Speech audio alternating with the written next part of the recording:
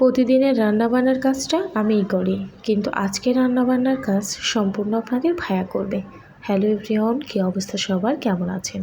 আমি তো খুবই ভালো আছি। নিশ্চয়ই আপনারা সবাই অনেক অনেক অনেক ভালো আছেন। আর রমজান সবার মনে হয় খুব ভালোই কাটছে। আসলে রমজান মাসটাই এমন। তো প্রথমে আমি যে কথাটা বলছিলাম যে প্রতিদিন রান্নাবান্নার কাজটা আমি করি, মানে রান্নাবান্নাটা আমি করি, বাট আজকে রান্নাবান্না করবে আপনাদের ভাইয়া। কারণ আমি প্রতিদিন রান্না করি, সে খাই, তারও তো উচিত না একদিন আমাকে রান্না করে খাওয়ানো।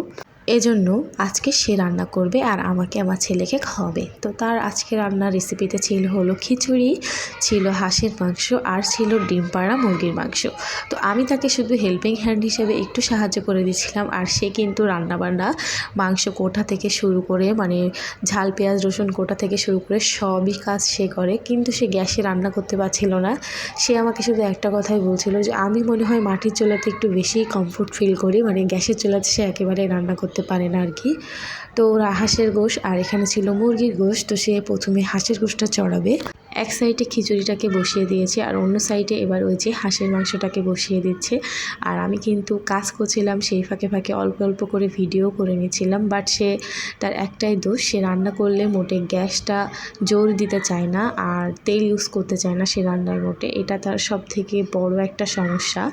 আর তাছাড়া আপনাদের ভাইয়ের হাতে রান্না কিন্তু ভীষণ টেস্টি, মানে খেতেও অনেক বেশি মজা হয়। আর আসলে যে খায়নি সে আসলে বুঝবে না। তো সে কিছুটা রান্না করে, তারপরে উঠে যায়, তারপর আমার কাছে দেয়। আমি একটু রান্না করি, কারণ সে রোজা আছে, আমি রোজা নাই। তো তার অসুস্থতার কারণে আমি তাকে উঠিয়ে দিই, তারপর আমি বসে বসে অল্প একটু রান্না করি। আসলে সব হাজবেন্ডেরই কিন্তু উচিত তার বউদেরকে, মানে সপ্তাহে একদিন হলেও বা মাসে একদিন হলেও রান্না করে খাওয়ানো উচিত। কারণ মেয়েরা কিন্তু সবসময় ছেলেদের রান্না করে খাওয়ায়, তাদের পছন্দ অপছন্দ, পরিবারের পছন্দ অপছন্দ সব কিছুই করে খাওয়ায়। বাট মেয়েদের কিন্তু কেউই ওইভাবে রান্না করে খাওয়ায় না, শুধু বাবার বাড়িতে গেলে ওইভাবে রান্না করে খেতে পারে। তো আমার হাজবেন্ডের এই বিষয়টা আমার অনেক বেশি ভালো লেগেছে। আসলে সে আমাকে এই সময়টা অনেক বেশি কেয়ার করে, অনেক বেশি ভালোবাসে। তো আমি এই সাইডে হাঁসের মাংসটাকে বসিয়ে দিয়ে এই সাইডে কিন্তু মুরগির মাংসটাও সুন্দর মতো কষিয়ে নিচ্ছিলাম, কারণ যেহেতু ইফতারি বানাতে হবে আর অনেক কাজ। তাছাড়াও আমি এখানে পুঁইশাক কাটতে কাটতে চলে আসছি। আর রান্নাঘরের অবস্থাটা দেখুন। আপনাদের ভাইয়া যখন রান্নাঘরে আসে আমাকে একটু হেল্প করার জন্য বা রান্নাবান্না করার জন্য, তখন রান্নাঘরের অবস্থাটা ঠিক এমনই হয়ে যায়।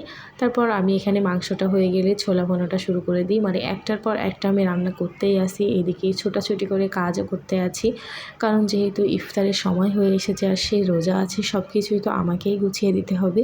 কারণ সংসারে আমি একমাত্র মানে কর্তা, যে তাকে সব কিছুই গুছিয়ে গাছিয়ে দিই।